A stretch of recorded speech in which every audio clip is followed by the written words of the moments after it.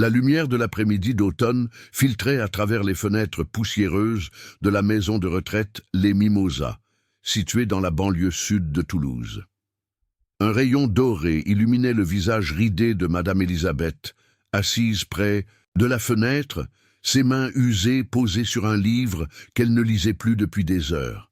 Ses yeux bleu pâle, encore vifs malgré les années, fixaient l'horizon comme si elle attendait quelque chose ou quelqu'un qui ne viendrait jamais. Dans ce bâtiment défraîchi aux murs écaillés et aux couloirs imprégnés d'une odeur de médicaments et de solitude, elle n'était qu'une âme parmi tant d'autres, oubliée du monde extérieur. À l'entrée du bâtiment, un homme descendit d'une Mercedes noire rutilante. Laurent Mercier, 53 ans, ajusta sa cravate de soie et vérifia sa montre suisse avant de saisir une enveloppe dans la poche intérieure de son costume taillé sur mesure. Son visage, bien que marqué par quelques rides d'expression, reflétait la confiance tranquille de ceux qui ont conquis le monde des affaires. Ses cheveux poivre et sel, coupés avec précision, encadraient un regard sombre et pénétrant qui ne laissait rien transparaître de ses émotions. Il avait l'habitude de ces visites protocolaires. En tant que propriétaire d'une chaîne d'hôtels de luxe et investisseur dans plusieurs entreprises technologiques, Laurent avait fait de la philanthropie une extension naturelle de son empire. Une donation ici, une apparition médiatisée là, c'était devenu une routine bien huilée, qui servait autant son image que sa conscience. Aujourd'hui, c'était au tour de cette petite maison de retraite, recommandée par son assistante pour sa situation précaire et son besoin urgent de financement. « Monsieur Mercier, quel honneur !» s'exclama la directrice, une femme d'une 50aine d'années au sourire nerveux, en lui serrant vigoureusement la main. « Je suis Madame Rousseau. Nous sommes si reconnaissants pour votre intérêt envers notre établissement. » Laurent hocha la tête avec une politesse professionnelle. « J'ai entendu parler de votre situation. J'espère que ma contribution pourra aider. » Il suivit la directrice à travers un dédale de couloirs aux murs décrépits. L'odeur de désinfectant ne parvenait pas à masquer celle de l'humidité et du temps qui passe. Des résidents le regardaient passer avec une curiosité morne, certains lui adressant des sourires édentés, d'autres restant immobiles comme des statues oubliées. « Nous faisons de notre mieux avec les moyens dont nous disposons », expliquait Madame Rousseau, sa voix trahissant une fatigue chronique. « Mais les subventions diminuent chaque année et beaucoup de nos résidents n'ont pas de famille pour contribuer financièrement. » Laurent écoutait d'une oreille distraite, son regard balayant l'environnement avec un mélange de pitié et de détachement. C'était triste, bien sûr, mais il avait vu pire. Et puis, il était là pour aider, n'est-ce pas? L'enveloppe dans sa poche contenait un chèque qui permettrait de réparer le toit, d'améliorer l'ordinaire des repas, peut-être même d'engager un personnel supplémentaire pour quelques mois. Ils passèrent devant une petite salle commune où quelques résidents étaient réunis autour d'une télévision diffusant un vieux film en noir et blanc. Laurent s'arrêta brièvement, son regard attiré par une femme assise seule près de la fenêtre, légèrement à l'écart des autres. Il y avait quelque chose dans sa posture, dans la façon dont ses mains reposaient sur ses genoux, qui le fit ralentir. La directrice continua à parler, mais sa voix semblait maintenant lointaine, comme étouffée par le battement soudain de son cœur. La femme tourna légèrement la tête et Laurent sentit un frisson parcourir son échine. Ce profil, ses yeux, cette façon de pencher légèrement la tête. « Excusez-moi », dit-il abruptement à la directrice, coupant court à ses explications sur les difficultés administratives de l'établissement. « Qui est cette dame ?» Madame Rousseau suivit son regard. « Oh, c'est Madame Elisabeth Moreau, une ancienne institutrice. Elle est avec nous depuis presque 8 ans maintenant. Une femme charmante mais très réservée. Elle n'a pas de famille, malheureusement. » Laurent s'approcha lentement, comme attiré par une force invisible. Chaque pas semblait le ramener des décennies en arrière, vers une salle de classe, aux murs décorés de dessins d'enfants, vers l'odeur de la craie et du papier, vers la voix douce d'une femme qui lisait des histoires qui faisaient oublier la faim et le froid. « Madame Moreau ?» dit-il, sa voix habituellement assurée, maintenant réduite à un murmure incertain. La femme leva les yeux, d'abord avec l'expression absente de ceux qui ont cessé d'attendre quoi que ce soit de nouveau dans leur vie. Puis, lentement, son regard s'éclaircit, comme si elle émergeait d'un long sommeil. « Oui ?» répondit-elle d'une voix douce et légèrement enrouée. Laurent sentit ses jambes faiblir. Il s'approcha davantage, scrutant ce visage que le temps avait marqué, mais pas effacé. « Madame Moreau, Elisabeth Moreau. Est-ce que vous avez enseigné à l'école primaire Victor Hugo, à Toulouse, dans les années 70 ?» Une lueur d'intérêt s'alluma dans ses yeux. « Oui, pendant presque 30 ans. J'ai pris ma retraite en 1998. » Laurent sentit sa gorge se nouer. Il s'agenouilla devant elle, ignorant le regard surpris de la directrice et des autres résidents. « Madame Moreau, c'est moi, Laurent. Laurent Mercier. J'étais dans votre classe en 1976. » Elle cligna des yeux plusieurs fois, comme pour ajuster sa vision à cette apparition inattendue.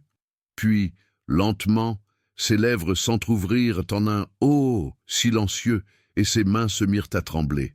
« Laurent » murmura-t-elle, sa voix chargée d'incrédulité. « Mon petit Laurent !»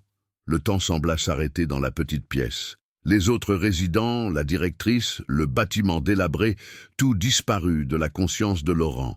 Il ne voyait plus que ce visage qui, autrefois, avait été le seul à lui sourire quand il arrivait à l'école avec des vêtements trop grands et un estomac vide. « Oui, c'est moi, » dit-il, des larmes inattendues lui montant aux yeux.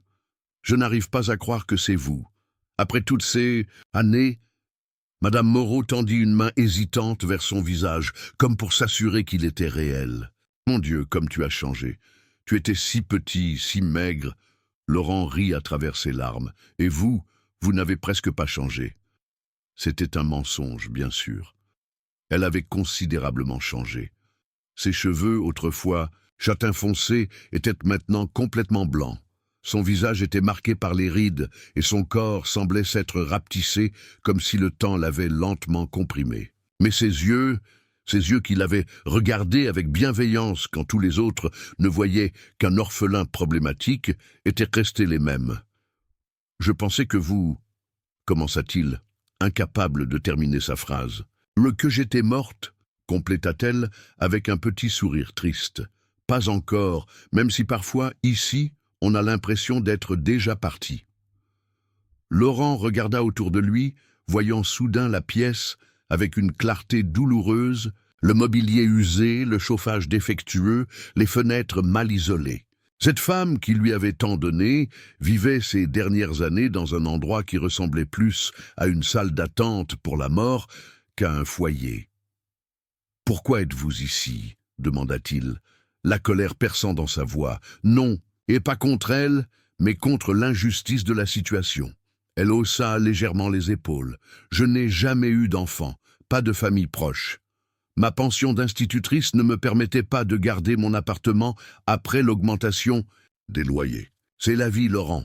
On finit tous quelque part. » La résignation dans sa voix lui brisa le cœur. Il se souvenait de la femme énergique et optimiste qui lui apportait des sandwichs quand elle savait qu'il n'avait pas mangé, qui raccommodait ses vêtements en cachette, qui restait après la classe pour l'aider avec ses devoirs.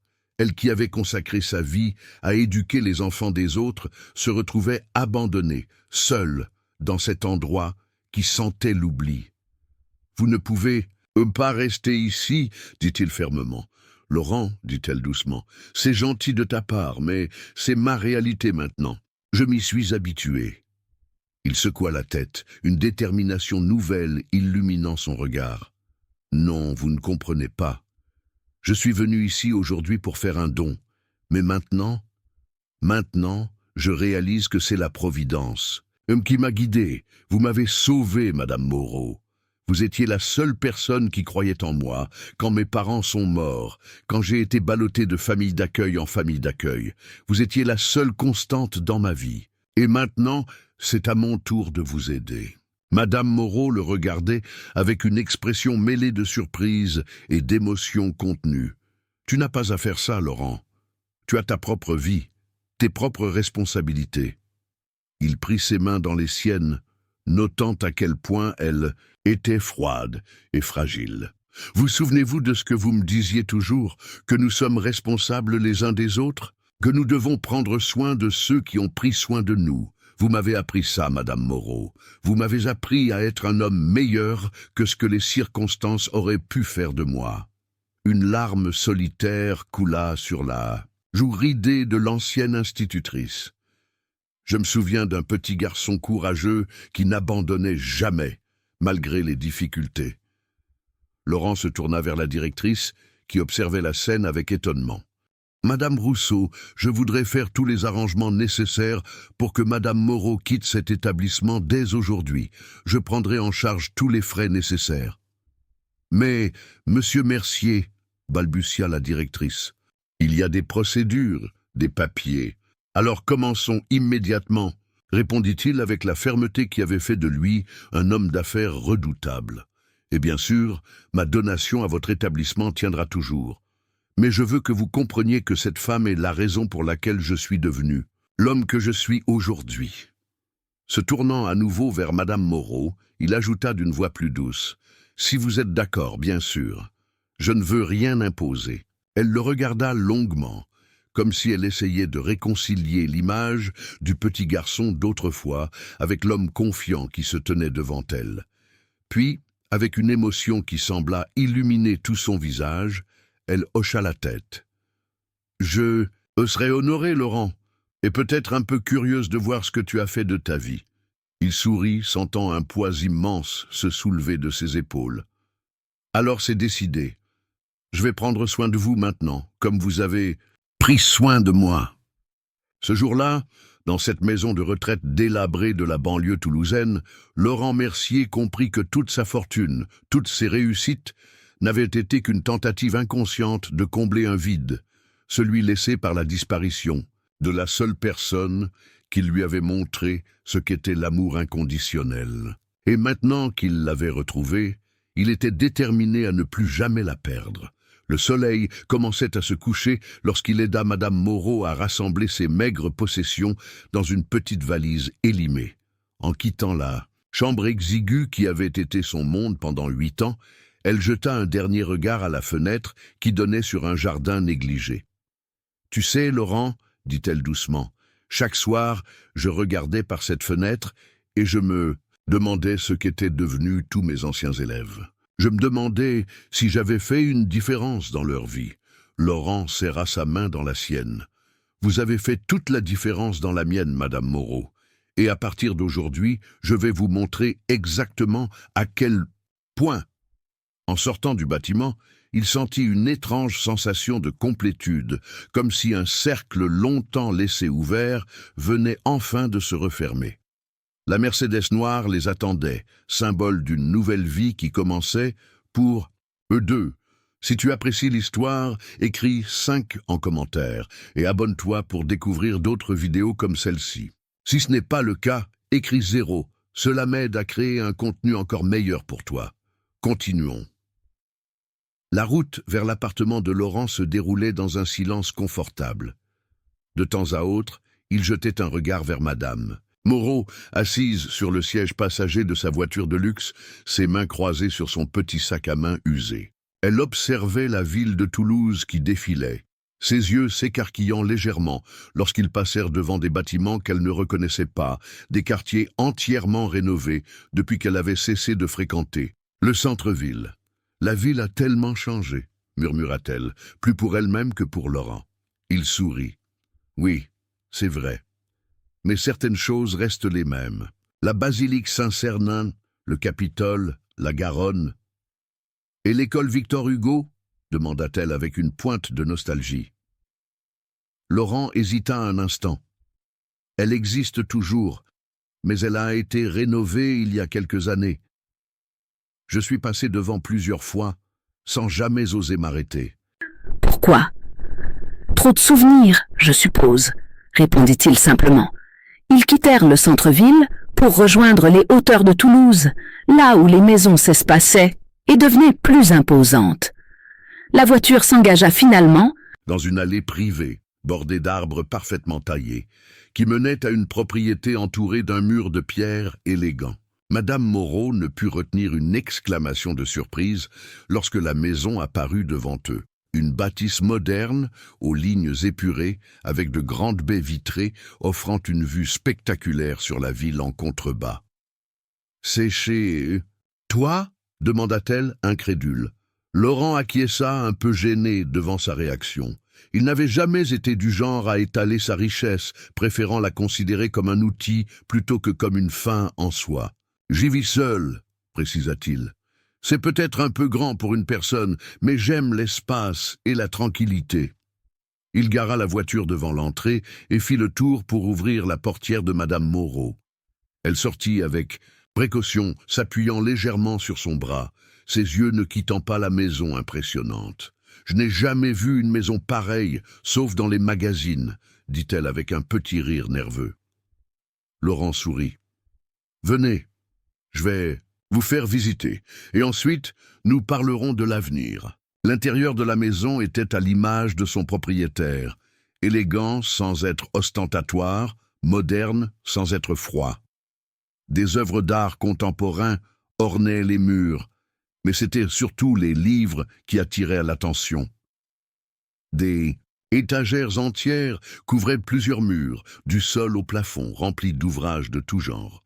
« Tu as toujours aimé lire », remarqua Madame Moreau avec une évidente satisfaction. « Je me souviens comme tu dévorais les livres que je te prêtais. » Laurent hocha la tête. « C'est vous qui m'avez donné cette passion.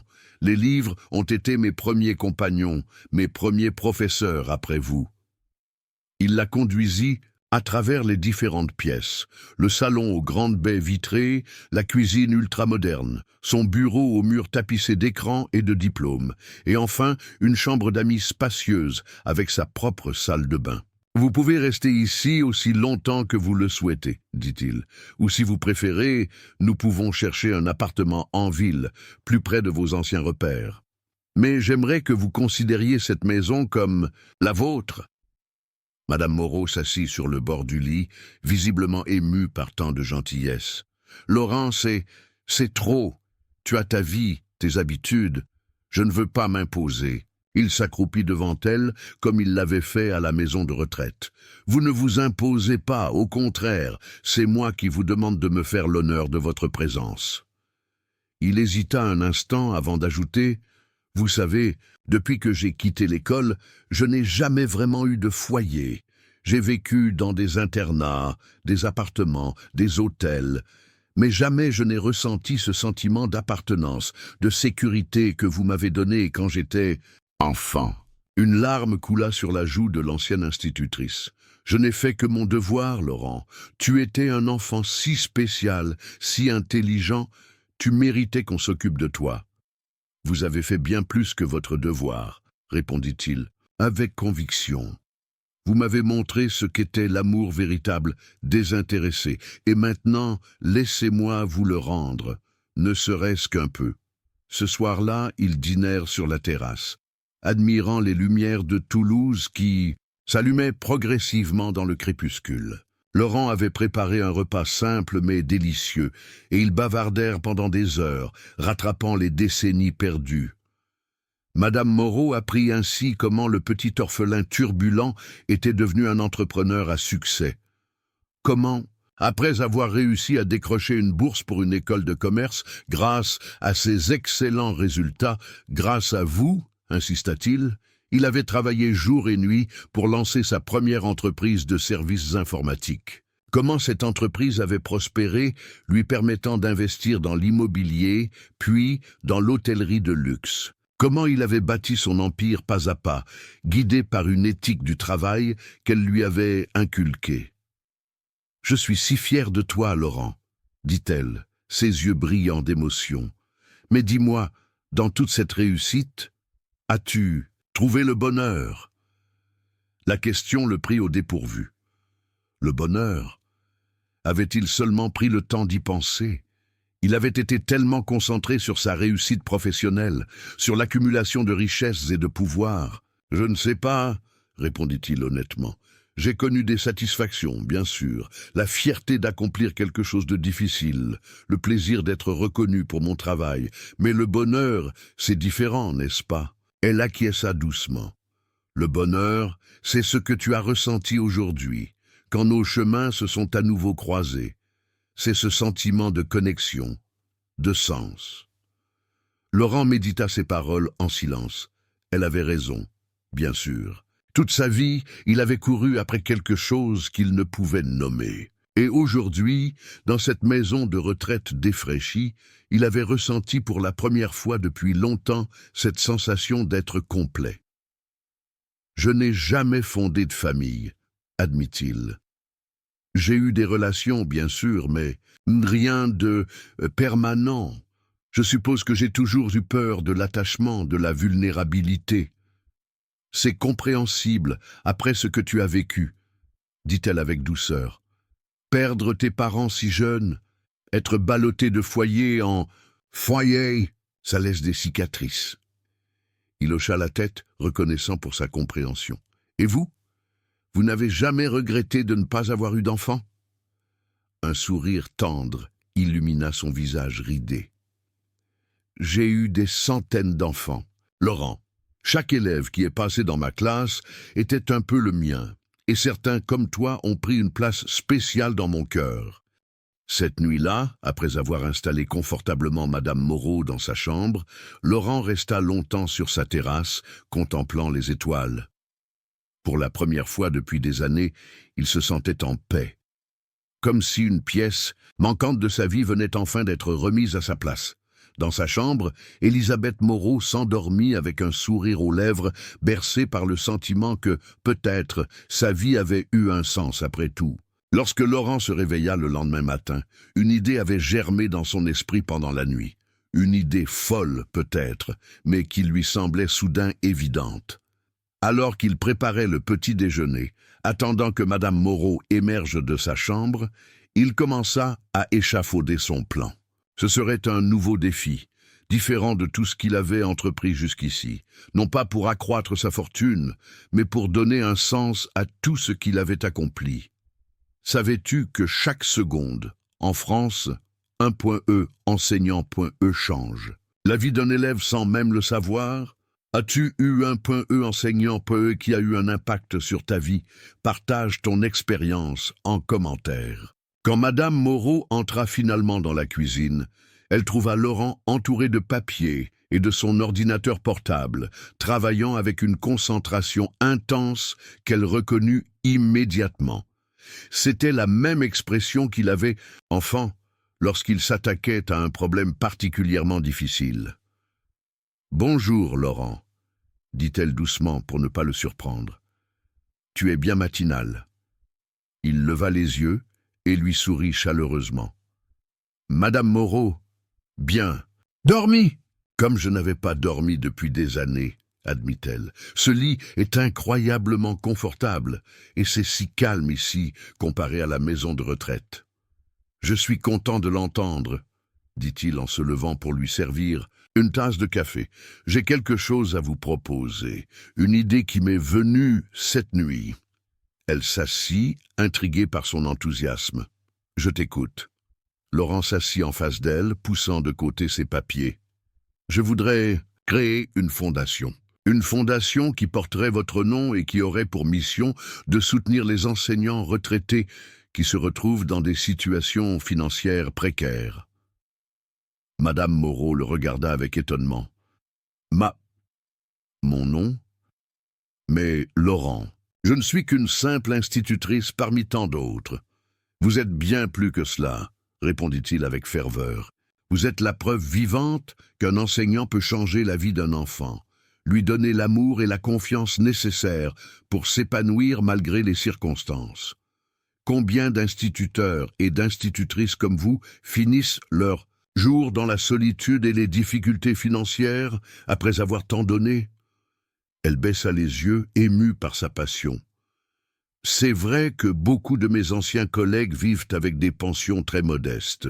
Certains ont dû vendre leur maison, d'autres ne peuvent pas se permettre les soins dont ils auraient besoin. »« Exactement, » dit Laurent en saisissant sa main. « Cette fondation pourrait offrir un complément de pension, financer des soins à domicile, créer des résidences adaptées et dignes.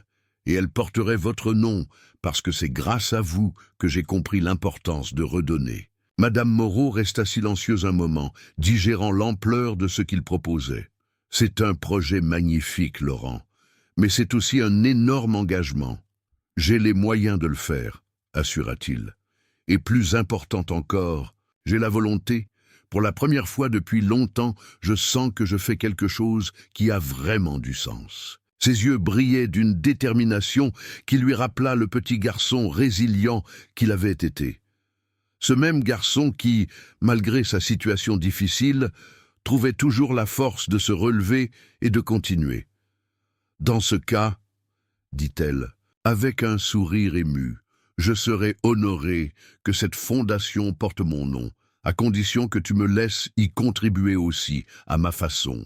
Bien sûr, comment voyez-vous votre rôle ?» Elle réfléchit un instant.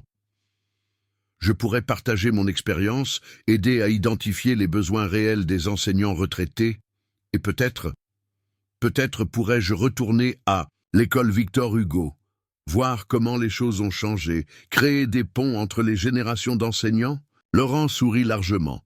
« C'est une excellente idée. En fait, je pensais justement à organiser une visite à votre ancienne école. » Les jours suivants furent d'abord consacrés à la mise en place de ce projet ambitieux.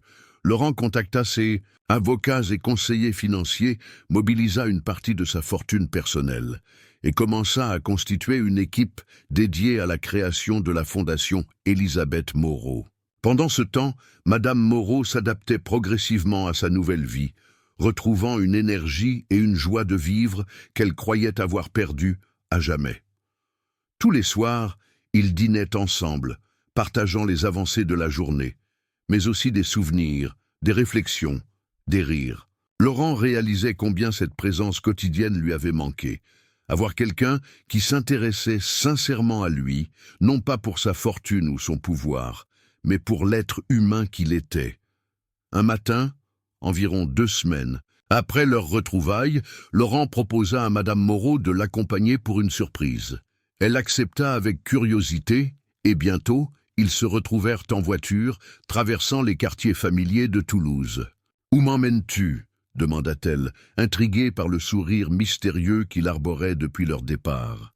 « Patience, nous y sommes presque » répondit Laurent, en tournant dans une rue bordée de platanes centenaires. Le cœur de Madame Moreau fit un bond lorsqu'elle reconnut la façade de l'école Victor Hugo. Le bâtiment avait été rénové, comme Laurent l'avait mentionné, mais l'essentiel de son architecture d'origine avait été préservé. La grande cour pavée, les hautes fenêtres, l'inscription République française gravée au-dessus de l'entrée principale. « Oh, Laurent !» murmura-t-elle, une main tremblante portée à ses lèvres. Il gara la voiture et vint lui ouvrir la portière. « J'ai appelé la directrice actuelle. Elle nous attend. Elle était ravie d'apprendre qu'une ancienne institutrice souhaitait visiter l'école. » Ils furent accueillis par une femme d'une quarantaine d'années au sourire chaleureux, Madame Leclerc. Celle-ci serra la main de Madame Moreau avec respect. « C'est un honneur de vous recevoir, Madame Moreau.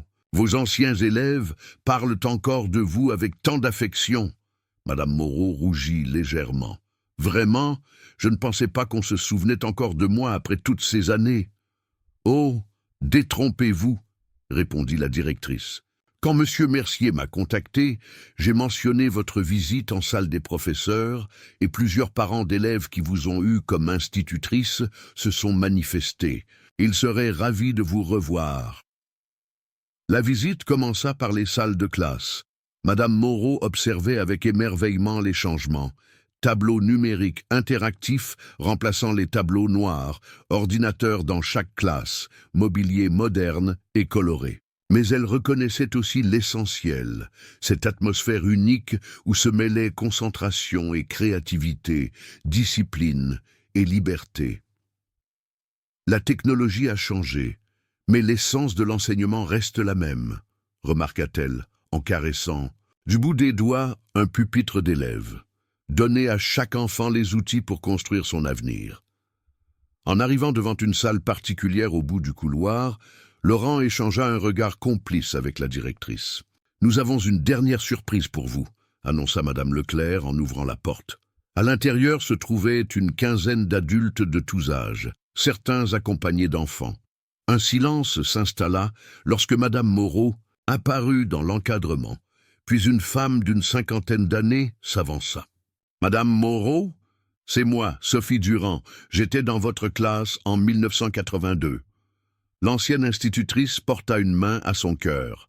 « Sophie, la petite Sophie qui dessinait si bien. » Des larmes de joie coulèrent lorsque d'autres anciens élèves se présentèrent tour à tour.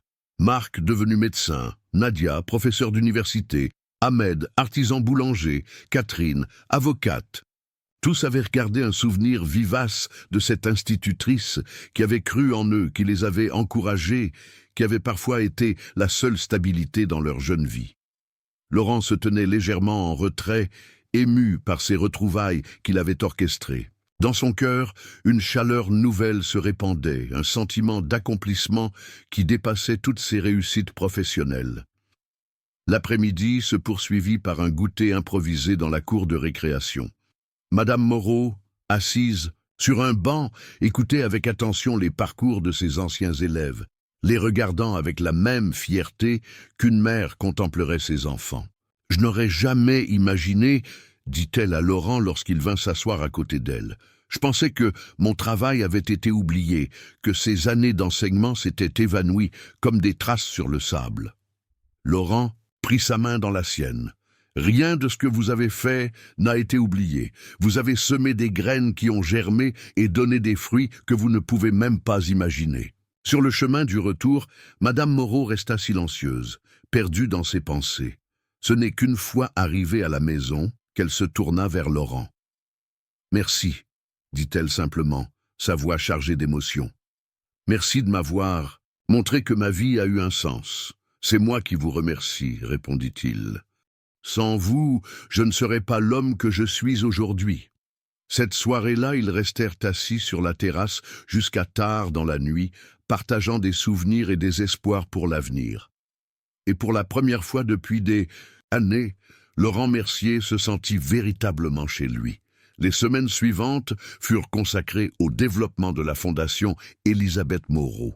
Laurent mit à disposition un étage entier de l'un de ses immeubles de bureaux en centre-ville, engagea une équipe de professionnels dévoués et travailla sans relâche à la mise en place des structures juridiques et financières nécessaires. Madame Moreau, quant à elle, retrouvait progressivement sa vitalité. Ses joues avaient repris des couleurs, son regard s'était éclairci, et elle se déplaçait avec une assurance renouvelée. Elle participait activement aux réunions de la Fondation, apportant sa perspective unique et son expérience précieuse. Sa présence transformait subtilement l'atmosphère des lieux. Les discussions devenaient plus humaines, moins centrées sur les chiffres et davantage sur les personnes. Un matin, alors qu'ils prenaient leur petit déjeuner ensemble, comme ils en avaient pris l'habitude, Laurent remarqua que Madame Moreau semblait préoccupée. « Quelque chose ne va pas ?» demanda-t-il avec sollicitude. Elle hésita un instant, avant de répondre « Je pensais à mes anciens collègues de la maison de retraite. Je me demandais comment ils allaient. » Laurent comprit immédiatement. « Vous aimeriez leur rendre visite ?» Elle acquiesça. « J'ai quitté cet endroit si soudainement. J'aimerais les revoir, leur expliquer. Et peut-être, que la Fondation pourrait faire quelque chose pour améliorer leurs conditions de vie. » C'est ainsi que, l'après-midi même, ils se retrouvèrent de nouveau devant les mimosas. L'endroit semblait encore plus délabré sous la lumière crue de l'été, mais ils furent accueillis chaleureusement par Madame Rousseau et les résidents, ravis de revoir leur ancienne compagne si rayonnante.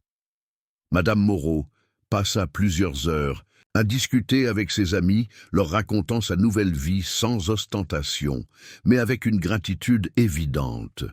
Laurent, de son côté, s'entretint longuement avec la directrice, notant méthodiquement les besoins les plus urgents de l'établissement. Sur le chemin du retour, il annonça à Madame Moreau « J'ai décidé que les Mimosas sera le premier projet concret de la Fondation. Nous allons financer une rénovation complète, engager du personnel supplémentaire et créer un fonds spécial pour améliorer le quotidien des résidents. » Les yeux de Madame Moreau s'emplirent de larmes. Tu ne peux pas imaginer ce que cela représente pour eux, pour moi. Laurent sourit. En fait, je crois que je commence à comprendre. Ce n'est pas seulement une question d'argent ou de confort matériel. C'est une question de dignité, de respect. C'est reconnaître la valeur de ces vies qui ont tant donné. Elle hocha la tête, émue par sa compréhension. Exactement. C'est ce que j'ai toujours essayé d'inculquer à mes élèves, la valeur de chaque personne, indépendamment de son statut ou de sa richesse. Et je crois que cette leçon a finalement pénétré mon cœur, admit Laurent avec un sourire contrit. Il m'aura juste fallu quelques décennies. Le lendemain matin, Laurent fut réveillé par son téléphone. C'était Marc Delpierre, son bras droit à la direction de son groupe hôtelier. « Laurent, où es-tu passé? Ça fait des semaines qu'on ne te voit plus au bureau. Le conseil d'administration s'inquiète, les actionnaires posent des questions. » Laurent se frotta les yeux, réalisant soudain qu'il avait complètement délaissé ses affaires courantes depuis ses retrouvailles avec Madame Moreau. Il avait délégué les décisions les plus urgentes, reporté des réunions importantes, ignoré des appels. « Je suis désolé, Marc. J'aurais dû te tenir informé. J'ai été occupé par un projet personnel. » Un projet personnel. La voix de Marc trahissait son incrédulité. « Laurent, tu n'as jamais eu de projet personnel qui te fasse négliger tes affaires. Qu'est-ce qui se passe ?» Laurent hésita. Comment expliquer à son collaborateur, qui ne le connaissait que comme un homme d'affaires impitoyable et concentré sur ses objectifs, la transformation qui s'opérait en lui? « C'est compliqué, Marc. Je te propose qu'on se rencontre aujourd'hui. Je t'expliquerai tout. » Après avoir raccroché, Laurent resta un moment assis sur son lit, réfléchissant à sa situation. Il ne pouvait pas abandonner ses responsabilités envers son entreprise et ses employés. Mais il ne voulait pas non plus renoncer à son engagement auprès de Madame Moreau et de la fondation naissante. Il trouva l'ancienne institutrice sur la terrasse, savourant la fraîcheur matinale avec une tasse de thé. « Bonjour Laurent, » dit-elle avec un sourire. « Tu as l'air préoccupé. » Il s'assit en face d'elle, reconnaissant une fois de plus sa perspicacité. « Je viens de réaliser que j'ai négligé mon entreprise ces dernières semaines. Je dois retourner au bureau aujourd'hui. » Elle hocha la tête avec compréhension. « Bien sûr, tu as des responsabilités, je comprends parfaitement. Mais je ne veux pas vous laisser seul, » ajouta-t-il rapidement. « Je peux organiser un service de voiture pour vous ou engager une assistante qui pourrait vous accompagner si vous souhaitez sortir. » Madame Moreau posa sa tasse et le regarda directement dans les yeux. « Laurent, je ne suis pas une enfant. J'ai vécu seul la majeure partie de ma vie adulte. Ta générosité m'a offert un nouveau départ, mais je n'ai pas besoin qu'on veille sur moi à chaque instant. » Il rougit légèrement, conscient qu'il avait peut-être été trop protecteur. « Vous avez raison, pardonnez-moi. »« Il n'y a rien à pardonner, » répondit-elle avec douceur. « Tu te soucies de moi et j'en suis profondément touché. Mais tu dois aussi vivre ta vie, continuer ton travail. La Fondation est un projet merveilleux, mais elle ne doit pas devenir une obligation qui t'éloigne de tes autres responsabilités. » Laurent acquiesça, reconnaissant la sagesse de ses « Une parole, je vais trouver un équilibre, je vous le promets. » Quelques heures plus tard, Laurent se retrouvait dans son bureau du centre-ville, à la tête de la tour de verre qui abritait le siège de son groupe.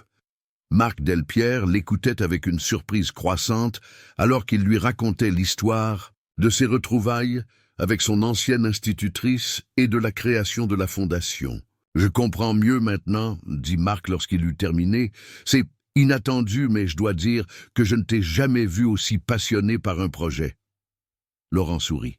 « C'est parce que pour la première fois, je construis quelque chose qui n'est pas uniquement destiné à générer des profits ou à renforcer ma position. C'est quelque chose qui a un sens, une véritable utilité sociale. » Marc hocha la tête pensivement. « Et comment comptes-tu concilier cette nouvelle passion avec la direction du groupe? Tu sais que nous sommes en pleine négociation pour l'acquisition de la chaîne Bellevue en Suisse. » « Je sais, » répondit Laurent. Et je vais m'y consacrer pleinement. Mais je vais aussi réorganiser mon temps, déléguer davantage. J'ai bâti une équipe solide autour de moi. Il est temps que je lui fasse pleinement confiance. Marc l'observa un moment, puis sourit. « Tu as changé, Laurent, en bien, je crois. » Laurent lui rendit son sourire. « Je crois aussi. » Les semaines suivantes établirent un nouveau rythme dans la vie de Laurent. Il partageait son temps entre la direction de son groupe, toujours aussi exigeante, et le développement de la Fondation Elisabeth Moreau qui prenait forme rapidement. Malgré son emploi du temps chargé, il s'assurait de rentrer chaque soir pour dîner avec Madame Moreau, ces moments devenant la respiration dont il avait besoin dans sa vie trépidante. Madame Moreau, de son côté, s'était parfaitement adaptée à sa nouvelle vie. Elle participait activement aux réunions de la Fondation 3 fois par semaine, apportant sa perspective humaine et sa connaissance du terrain. Elle avait également commencé à visiter régulièrement son ancienne école, participant à des ateliers de lecture avec les élèves actuels, créant un pont entre les générations. Un soir d'automne, alors qu'il dînait sur la terrasse, profitant des dernières soirées douces avant l'arrivée du froid, Madame Moreau sembla particulièrement pensive. « À quoi pensez-vous » demanda Laurent. Elle sourit doucement. « Je pensais à tout ce qui s'est passé depuis ce jour où tu es entré dans ma vie à la maison de retraite. Comment tout a changé si rapidement, si complètement. »« Des regrets » demanda-t-il, légèrement inquiet. « Aucun, affirma-t-elle, avec conviction. Au contraire, je me sens plus vivante, plus utile que je ne l'ai été depuis des années. Grâce à toi, j'ai redécouvert un sens à ma vie. » Laurent secoua la tête. « Non, c'est moi qui dois vous remercier. Vous m'avez rappelé ce qui est vraiment important dans la vie. Pendant des années, j'ai poursuivi le succès, la richesse, la reconnaissance, sans jamais me demander pourquoi. Maintenant, je sais. » « Et qu'as-tu découvert ?» demanda-t-elle doucement. Il réfléchit un instant, avant de répondre. « Que la vraie richesse est dans les liens que nous tissons avec les autres, que la réussite ne se mesure pas en chiffres, mais en vies touchées, en différences faites, que la reconnaissance qui compte vraiment est celle qu'on voit dans les yeux de ceux qu'on a aidés. » Madame Moreau sourit, une fierté évidente illuminant son visage. « Je crois que c'est la plus belle leçon que je pouvais espérer transmettre. » Le silence s'installa entre eux, confortable et paisible. Au loin, les lumières de Toulouse scintillaient comme des étoiles tombées sur terre. « J'ai une autre idée pour la fondation, » dit soudain Laurent. « Je voudrais créer un programme de mentorat où des enseignants retraités pourraient accompagner des jeunes enseignants dans leurs premières années de carrière. Partager leur expérience, leur sagesse. Qu'en pensez-vous » Les yeux de Madame Moreau s'illuminèrent. « C'est une idée magnifique, la transmission est tellement importante. Et cela donnerait aux enseignants retraités un sentiment de continuité, d'utilité. » Ils passèrent la soirée à développer ce concept, esquissant les grandes lignes du programme, identifiant les défis potentiels et les solutions possibles. Laurent prenait des notes sur son téléphone, capturant chaque idée brillante que Madame Moreau partageait. « Vous savez, dit-il finalement, vous devriez diriger ce programme. Personne ne serait mieux placé que vous pour le faire. » Elle le regarda avec surprise. « Moi ? Mais je n'ai jamais dirigé quoi que ce soit, à part ma classe. »« Et vous l'avez fait admirablement, » affirma Laurent. « Vous avez l'expérience, la sagesse et surtout l'amour du métier et le respect pour ceux qui l'exercent. Les gens vous écoutent, vous respectent. Vous seriez parfaite. » Madame Moreau resta silencieuse un moment, visiblement émue par sa confiance. « Je vais y réfléchir, » dit-elle finalement. Cette nuit-là, allongé dans son lit, Laurent réalisa à quel point sa vie avait changé en si peu de temps. Il avait toujours cru que le bonheur était quelque chose qu'on atteignait, comme un sommet à conquérir. Maintenant, il comprenait que le bonheur était plutôt un chemin qu'on parcourt, main dans la main avec ceux qui nous sont chers. Penses-tu qu'une personne de ton passé pourrait refaire surface et changer complètement ta vie? As-tu déjà retrouvé quelqu'un après des années de séparation? Dis-nous ton expérience en commentaire. L'hiver approchait, et avec lui venait le premier grand événement public de la Fondation Elisabeth Moreau, l'inauguration officielle de ses locaux et le lancement de ses premiers programmes. Laurent avait voulu que ce soit une occasion spéciale, à la hauteur de l'importance de cette initiative. La soirée d'inauguration réunit dans une atmosphère chaleureuse des personnalités du monde de l'éducation, des représentants des institutions locales, d'anciens élèves de Madame Moreau, mais aussi des enseignants retraités qui seraient les premiers bénéficiaires des programmes de la Fondation. L'événement se déroulait dans un hôtel particulier du XVIIIe siècle, au cœur de Toulouse, que Laurent avait acquis et fait restaurer pour abriter la Fondation. Dans la cour pavée illuminée par des centaines de petites lumières, Madame Moreau se tenait près de Laurent, vêtue d'une élégante robe bleu marine que Catherine, une de ses anciennes élèves devenue styliste, avait créée spécialement pour elle.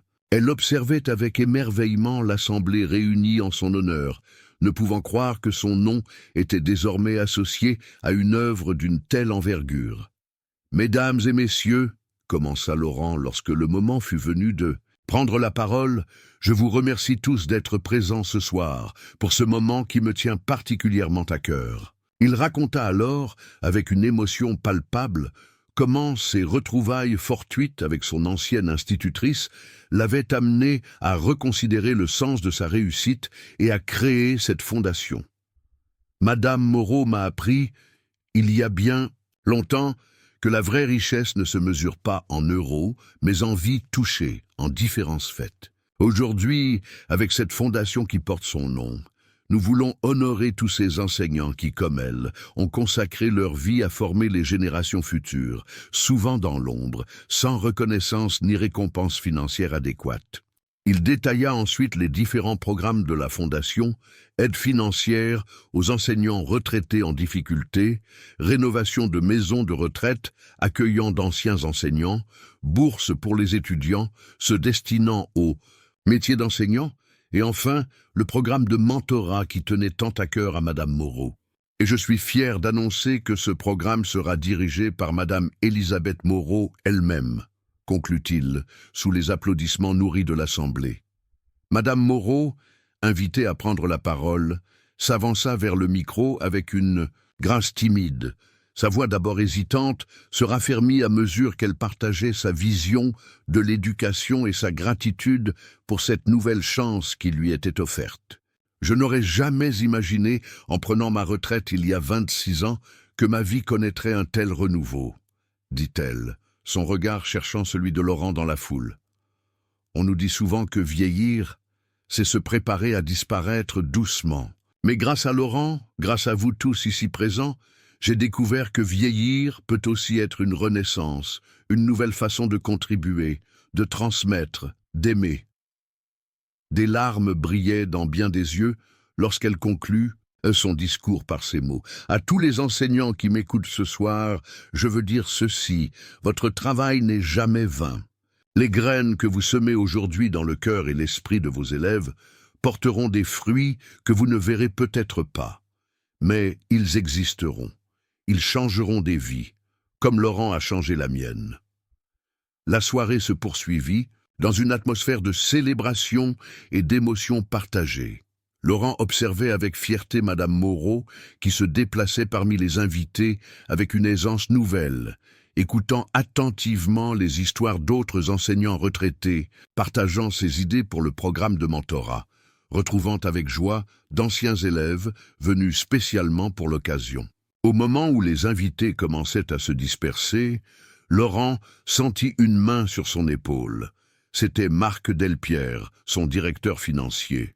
« Tu avais raison, Laurent, » dit-il en observant Madame Moreau qui discutait avec animation, avec un petit groupe. « Ce projet valait la peine que tu t'y investisses autant. Je n'ai jamais rien vu de tel. » Laurent sourit. « C'est parce que c'est différent de tout ce que j'ai fait jusqu'ici. Ce n'est pas juste un investissement financier, c'est un investissement humain, » compléta Marc. « Et les rendements sont d'une toute autre nature. » « Exactement, » acquiesça Laurent. « Et tu sais quoi? Je me sens plus riche aujourd'hui, en voyant tout ce que nous avons accompli, qu'après n'importe quelle acquisition d'hôtel ou introduction en bourse. La soirée s'acheva pour Laurent et Madame Moreau par un moment de calme sur le balcon de l'hôtel particulier, contemplant les lumières de la ville. La nuit était froide, mais claire, les étoiles particulièrement brillantes au-dessus de Toulouse. « Alors, comment vous sentez-vous, directrice du programme de mentorat ?» demanda Laurent avec un sourire complice. Elle lui rendit son sourire, une nouvelle confiance illuminant son regard, intimidée, excitée et incroyablement reconnaissante. « Je ne pensais pas avoir encore tant à donner. »« Vous avez toujours eu tant à donner, » répondit Laurent, doucement. « Il fallait juste que quelqu'un vous en donne l'opportunité. » Elle posa sa main sur la sienne dans un geste de tendresse presque maternelle. « Tu sais, Laurent, j'ai toujours regretté de ne pas avoir eu d'enfant. Mais ce soir, en te voyant, en voyant ce que tu as accompli, ce que nous avons accompli ensemble, je me dis que peut-être, d'une certaine façon, j'ai eu un fils, après tout. » Laurent sentit sa gorge se nouer d'émotion.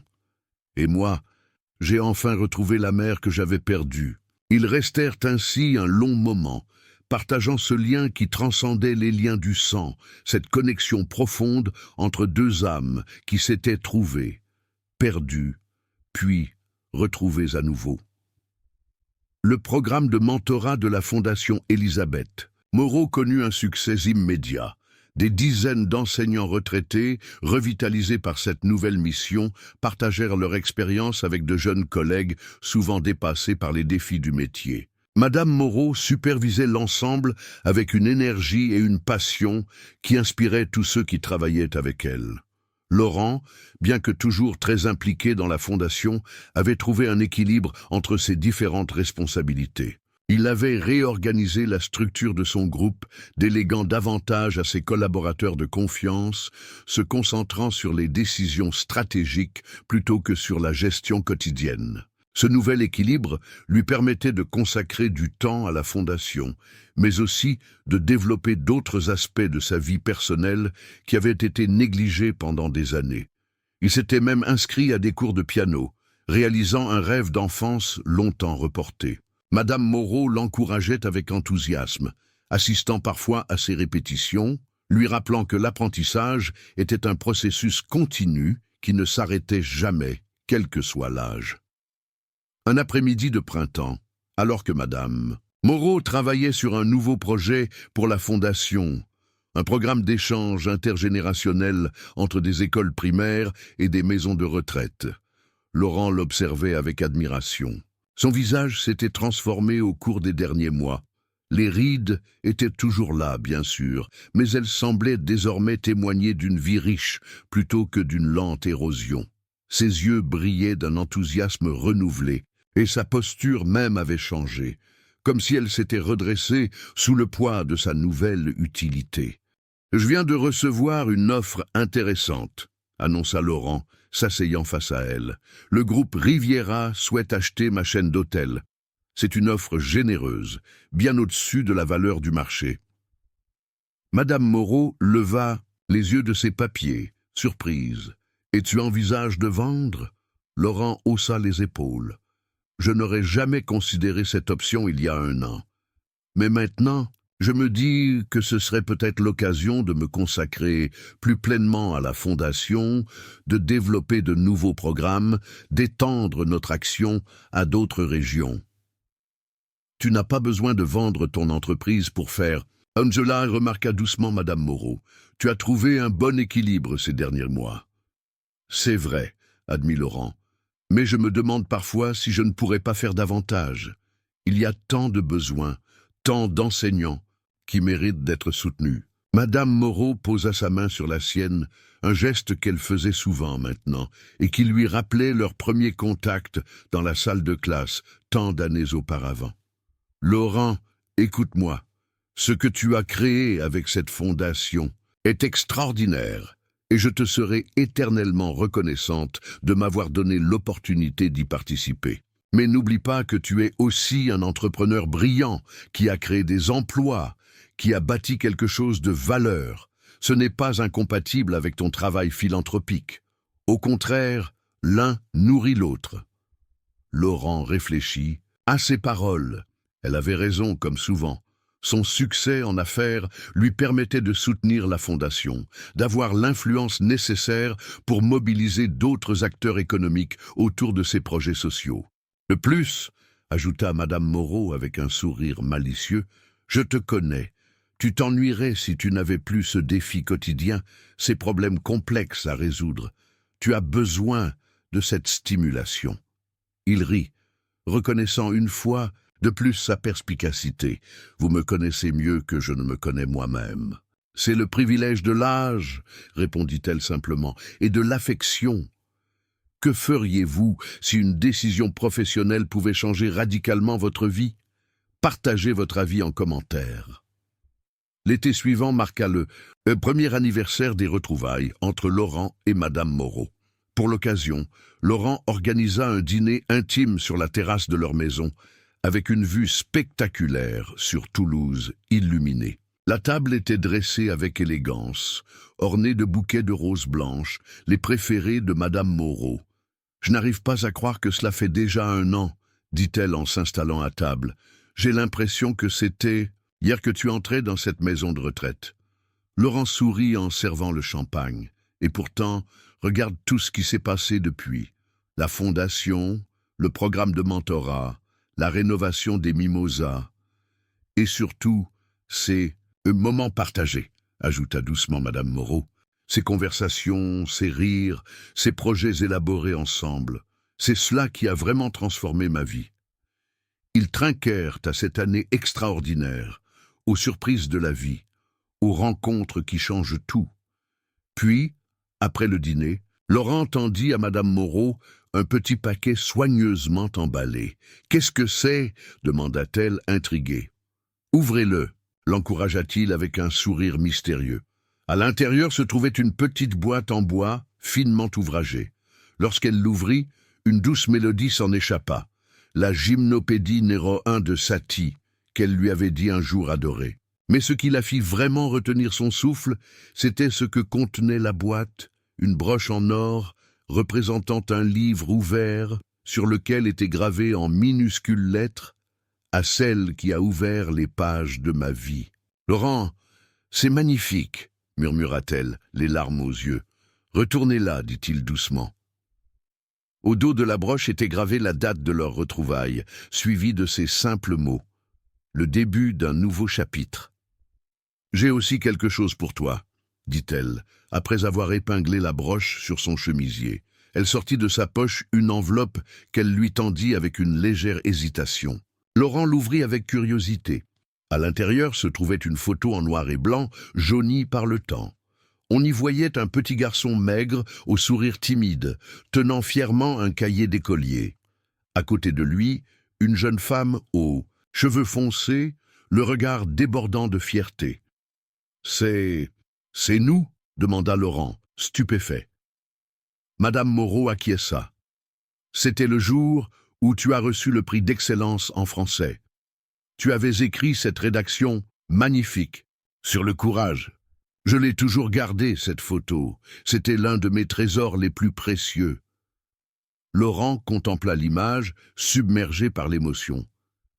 Ce petit garçon au regard incertain, c'était lui. Cet enfant qui avait traversé tant d'épreuves, qui avait connu la solitude et le rejet, mais qui avait aussi connu la chaleur et la confiance grâce à cette femme extraordinaire. « Mais merci », murmura-t-il, incapable d'en dire plus. Ce soir-là, assis côte à côte sous les étoiles, ils parlèrent longuement de l'avenir, des projets pour la fondation, bien sûr, mais aussi de leurs espoirs personnels, de leurs rêves encore inaccomplis. « J'aimerais voyager », confia Madame Moreau. « J'ai toujours rêvé de voir Venise, Rome, peut-être même la Grèce, mais ma pension ne me le permettait pas, et puis il y avait toujours une raison de reporter à plus tard. » Laurent saisit l'occasion. « Alors, c'est décidé. Nous partirons ensemble. Je vous montrerai Venise en septembre, quand la foule des touristes sera partie. Puis Rome, Florence, nous suivrons vos envies. » Les yeux de Madame Moreau s'illuminèrent. « Vraiment? Tu ferais ça ? » « Ce serait un honneur, affirma-t-il, et un plaisir, voir ces merveilles à travers vos yeux. Je ne peux. Un pas imaginé meilleure compagnie. Ils passèrent le reste de la soirée à élaborer ce voyage, consultant des guides sur la tablette de Laurent, riant comme des enfants planifiant une grande aventure. Pour la première fois depuis des décennies, Madame Moreau se projetait dans un avenir rempli de découvertes et d'émerveillements plutôt que d'attentes résignées. Comme promis, septembre les trouva à Venise. Laurent avait réservé une suite dans un petit palais transformé en hôtel de charme sur le Grand Canal. Chaque matin, il partait explorer la cité des Doges, Madame Moreau s'émerveillant de chaque détail, de chaque fresque, de chaque pont enjambant les canaux. « Regarde la lumière sur l'eau, Laurent !» s'exclamait-elle souvent, s'arrêtant pour admirer les reflets du soleil sur les canaux. C'est exactement comme dans les tableaux de Turner que je montrais aux enfants. Laurent la regardait avec tendresse, réalisant qu'elle lui apprenait encore à voir le monde différemment, à s'émerveiller des beautés simples qu'il aurait autrefois négligées dans sa course perpétuelle vers le succès. De Venise, ils se rendirent à Florence, puis à Rome, logeant toujours dans de petits hôtels de caractère, plutôt que dans les palaces impersonnels auxquels Laurent était habitué. Chaque jour était une nouvelle découverte. Chaque soir, une occasion de partager leurs impressions autour d'un dîner dans une trattoria authentique. Ce fut lors de leur dernière soirée à Rome, assis à la terrasse d'un restaurant avec vue sur le forum illuminé, que Madame Moreau aborda un sujet qu'elle semblait avoir sur le cœur depuis longtemps. « Laurent, commença-t-elle en sirotant, son vin, je voudrais te poser une question personnelle. Tu peux ne pas y répondre si tu préfères. » Il posa sa fourchette, intrigué. « Je vous écoute. »« Pourquoi n'as-tu jamais fondé de famille? Un homme comme toi, je suis sûr que les occasions n'ont pas manqué. » Laurent resta silencieux un moment, contemplant la question. C'était quelque chose qu'il s'était rarement demandé, trop occupé par la construction de son empire commercial. « Je suppose que je n'ai jamais vraiment pris le temps d'y penser, » admit-il finalement. « Ou peut-être que j'avais peur de ne pas savoir comment être un bon père, n'ayant pas vraiment eu de modèle. Peur de l'attachement, de la vulnérabilité, ou que cela implique. » Madame Moreau l'écoutait attentivement, sans jugement. « Et puis, il y a eu quelques relations sérieuses, » continua-t-il, « mais aucune qui ait résisté à mon rythme de vie, à mon obsession pour le travail. J'étais difficile à vivre, je suppose. »« Ce n'est jamais trop tard, tu sais, » dit-elle doucement. « Pour trouver l'amour, je veux dire. Tu es encore jeune, Laurent. » Il eut un petit rire. « À 53 ans ? » ?»« À 53 ans. » confirma-t-elle avec un sourire. « La vie est longue et pleine de surprises. Regarde-nous, qui aurait pu prédire que nous nous retrouverions, que nous partagerions tout cela ?» Laurent réfléchit à ces paroles. C'était vrai. La vie, lui, avait déjà apporté cette seconde chance inespérée avec Madame Moreau. Qui pouvait dire quelles autres merveilles l'attendaient encore ? Peut-être avez-vous raison, concéda-t-il. Peut-être devrais-je être plus ouvert aux possibilités. Comme pour illustrer ce nouveau début, ils terminèrent leur séjour en Italie par une visite à Naples et à la côte amalfitaine, une région que Laurent lui-même n'avait jamais explorée malgré ses nombreux voyages d'affaires. Ensemble, ils découvrirent les ruelles colorées de Positano, les jardins parfumés de Ravello, les eaux cristallines de Capri. De retour à Toulouse, la vie reprit son cours, mais quelque chose avait changé en Laurent. Il semblait plus détendu, plus ouvert, comme si le voyage lui avait permis de se libérer d'un poids invisible qu'il portait depuis trop longtemps. La fondation continuait à se développer, dépassant même les espérances les plus optimistes. Le programme de mentorat, sous la direction inspirée de Madame Moreau, était devenu un modèle étudié par d'autres organisations à travers la France. La rénovation de la maison de retraite Les Mimosas était terminée, transformant l'établissement délabré en un lieu de vie accueillant et dynamique. Un matin d'automne, alors que Laurent travaillait dans son bureau à domicile, il reçut un appel de Marc Delpierre. « Laurent, je t'appelle pour te prévenir. Un journaliste du Monde a contacté notre service de presse. Il prépare un article sur les entrepreneurs philanthropes et veut te rencontrer. Apparemment, il a entendu parler de la fondation Elisabeth Moreau. Laurent hésita.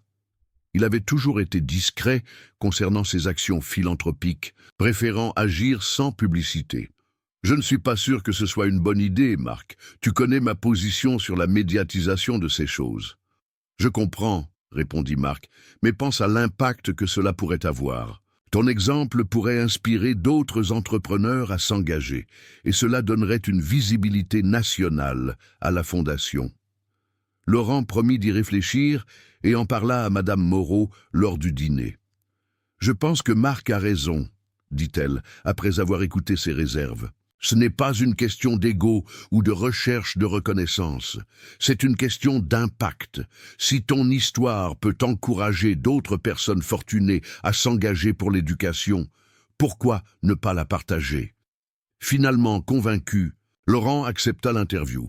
Le journaliste, un homme d'une quarantaine d'années nommé Étienne Vasseur, se révéla être sérieux et respectueux. Il passa plusieurs jours à suivre Laurent et Madame Moreau, visitant les locaux de la Fondation, assistant à des séances de mentorat, interrogeant d'anciens élèves de Madame Moreau et des enseignants retraités bénéficiant des programmes de la Fondation.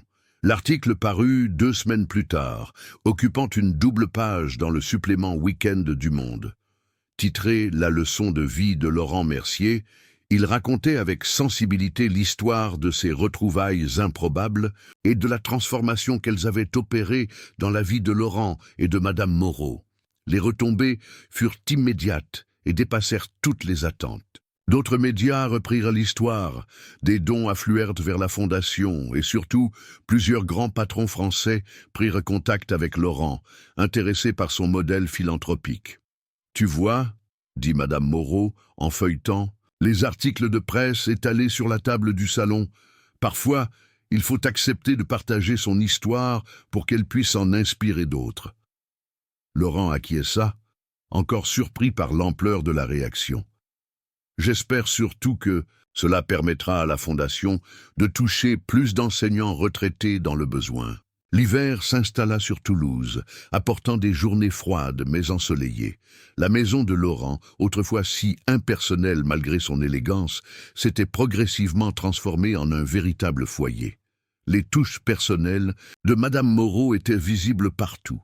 Des bouquets de fleurs fraîches, des livres empilés sur les tables basses, des photos encadrées, dont celle du petit Laurent et de sa jeune institutrice, désormais exposées fièrement dans le salon. Un soir de décembre, alors qu'ils étaient confortablement installés devant la cheminée, Laurent surprit Madame Moreau en train de le regarder avec une expression pensive. « À quoi pensez-vous » demanda-t-il doucement. Elle sourit. « Je pensais à la Providence, à ces moments dans la vie où les choses semblent s'aligner parfaitement, comme si une main invisible guidait nos pas. Ton arrivée à la maison de retraite ce jour-là, c'était un de ces moments. » Laurent hocha la tête. « Je me suis souvent demandé ce qui se serait passé si mon assistante avait choisi un autre établissement pour ma donation, ou si vous aviez été dans votre chambre plutôt que dans la salle commune ce jour-là. Nous ne nous serions jamais retrouvés, dit-elle simplement. Et pourtant, je crois que d'une manière ou d'une autre, nos chemins étaient destinés à se croiser à nouveau. » Laurent n'avait jamais été un homme particulièrement spirituel ou porté sur les questions métaphysiques. Mais depuis qu'il avait retrouvé Madame Moreau, il s'était surpris à réfléchir davantage au sens de la vie, aux mystérieuses connexions qui unissent les êtres humains au-delà du temps et de l'espace. « Je le crois aussi, » dit-il finalement, « et je suis infiniment reconnaissant que cela soit arrivé. » Cette nuit-là, alors qu'il s'endormait, Laurent réalisa que pour la première fois depuis qu'il était adulte, il n'était plus seul. Non pas physiquement, il avait eu des relations bien sûr, mais profondément, essentiellement. Il avait trouvé cette famille qu'il avait toujours cherchée sans le savoir. Le printemps suivant apporta une nouvelle évolution inattendue dans leur vie. Laurent reçut un appel du ministère de l'Éducation nationale. Le ministre souhaitait le rencontrer, ainsi que Madame Moreau, pour discuter d'une possible extension de leur programme de mentorat à l'échelle nationale. La réunion eut lieu à Paris, dans les bureaux imposants du ministère. Le ministre, visiblement impressionné par les résultats obtenus par la Fondation en si peu de temps, proposa un partenariat public-privé qui permettrait de déployer le modèle dans toutes les académies de France. Votre approche intergénérationnelle est exactement ce dont notre système éducatif a besoin, expliqua-t-il. Ces enseignants expérimentés ont tant à offrir, et les jeunes professeurs sont souvent livrés à eux-mêmes face à des défis croissants. Pour Madame Moreau, cette reconnaissance au plus haut niveau de l'État était une consécration de son travail, mais aussi une lourde responsabilité. « Je ne suis pas sûr d'être à la hauteur d'un tel projet », confia-t-elle. À Laurent sur le chemin du retour. C'est une chose de gérer notre programme à Toulouse, mais à l'échelle nationale. Vous serez parfaite, assura Laurent, et vous ne serez pas seule. Je serai à vos côtés à chaque étape. Nous constituerons l'équipe dont vous aurez besoin. Dans les mois qui suivirent, ils travaillèrent d'arrache-pied pour adapter leur modèle à une échelle plus large, collaborant étroitement avec les services du ministère. Le projet pilote fut lancé dans 3 académies dès la rentrée scolaire suivante, avec des résultats prometteurs qui confirmèrent la valeur de leur approche. Pour Laurent, cette nouvelle dimension de leur travail apportait une satisfaction différente de celle qu'il avait connue dans les affaires. Ce n'était plus seulement une question de croissance ou de profit, mais d'impact humain mesurable dans les sourires des enseignants retraités retrouvant un sens à leur expérience, et dans la confiance nouvelle des jeunes professeurs qu'ils accompagnaient. Un soir, après une longue journée de réunion à Paris, Laurent et Madame Moreau dînaient dans un petit restaurant près de leur hôtel. La fatigue se lisait sur leurs visages, mais aussi une sérénité, une satisfaction profonde. « J'ai pris une décision aujourd'hui », annonça Laurent en servant un peu de vin. « J'ai accepté l'offre du groupe Riviera pour ma chaîne d'hôtels. » Madame Moreau le regarda avec surprise. « Vraiment ? Mais tu disais encore récemment que tu n'étais pas prêt. » « Les choses ont changé, expliqua-t-il. Ce projet avec le ministère, cette possibilité d'étendre notre impact, c'est devenu ma priorité. Je veux m'y consacrer pleinement, sans être constamment tiré entre différentes responsabilités. » Elle le regardait attentivement, cherchant dans ses yeux la certitude que cette décision était la bonne. « Je suis en paix avec ce choix, » assura-t-il en prenant sa main. Pour la première fois de ma vie, je sais exactement ce que je veux faire, où je veux aller, et c'est grâce à vous. Madame Moreau serra sa main en retour, émue par la transformation qu'elle avait pu observer chez cet homme qui avait un jour été son petit élève vulnérable. « Tu as trouvé ta voie, Laurent. Et quelle belle voie !» Cette nuit-là, dans sa chambre d'hôtel, Laurent repensa au chemin parcouru depuis ce jour fatidique à la maison de retraite Les Mimosas. Comment un simple don de charité s'était transformé en une renaissance, pour Madame Moreau bien sûr, mais aussi pour lui-même. Comment il avait découvert, sur le tard, ce que signifiait vraiment être riche, non pas posséder des choses, mais toucher des vies, créer des liens, laisser un héritage qui transcende les biens matériels. Le lendemain matin, en prenant leur petit déjeuner, Laurent remarqua que Madame Moreau semblait préoccupée. « Quelque chose ne va pas ?» demanda-t-il avec sollicitude. Elle hésita avant de répondre « Je pensais à l'avenir, à ma situation personnelle. » Laurent fronça les sourcils, ne comprenant pas immédiatement. « Votre situation ?»« Oui, » dit-elle doucement. « Je vis chez toi depuis presque 2 ans maintenant. C'est merveilleux, bien sûr, mais parfois je me demande si ce n'est pas inapproprié, si je ne devrais pas avoir mon propre logement. » Laurent sentit son cœur se serrer à cette idée. « Vous n'êtes pas heureuse chez moi ?»« Au contraire, » le rassura-t-elle immédiatement. « Ces 2 années ont été les plus belles de ma vie, mais je ne veux pas m'imposer, entraver ta liberté. Tu pourrais rencontrer quelqu'un, vouloir construire une vie avec cette personne. » Laurent la regarda intensément. « Madame Moreau, Élisabeth, dit-il, utilisant pour la première fois son prénom, vous êtes ma famille, la seule famille que j'ai jamais vraiment eue. Je ne peux pas imaginer ma maison sans vous. Elle serait vide, froide, comme elle l'était avant. Les yeux d'Élisabeth s'embuèrent de larmes. « Tu es sûr? »« Absolument certain, » affirma-t-il. « En fait, j'ai une proposition à vous faire. Puisque je vais vendre ma société, j'ai réfléchi à ce que je voulais faire de ma fortune. J'ai décidé de créer un trust, dont une partie financera la fondation à perpétuité, et vous serez l'une des bénéficiaires principales. Ma maison sera à vous autant qu'à moi. C'est déjà le cas dans les faits. Je veux juste le formaliser légalement. » Élisabeth le regardait, stupéfaite. « Laurent, c'est trop, je ne peux pas accepter. Ce n'est pas négociable, » dit-il avec un sourire obstiné qu'elle reconnut immédiatement. Le même qu'il avait enfant lorsqu'il était déterminé à résoudre un problème particulièrement difficile. « Vous m'avez offert ce que personne d'autre ne m'a jamais donné. Un foyer, un sentiment d'appartenance, un but qui transcende le simple succès matériel. C'est ma façon de vous remercier, de m'assurer que vous ne manquerez jamais de rien. » Élisabeth resta silencieuse un moment, digérant cette proposition extraordinaire. Puis, avec une simplicité qui la caractérisait, elle hocha la tête. « D'accord, » dit-elle doucement, « j'accepte, avec une condition. »« Laquelle ?» demanda Laurent intrigué. « Que tu cesses de m'appeler Madame Moreau. Je crois qu'après tout ce temps, tu peux m'appeler Élisabeth. » Laurent sourit largement. « C'est un honneur, Élisabeth. Félicitations. Écris 9 en commentaire pour que je sache que tu es restée jusqu'au bout avec moi. Merci d'avoir regardé et rendez-vous demain pour une nouvelle histoire sur cette même chaîne. »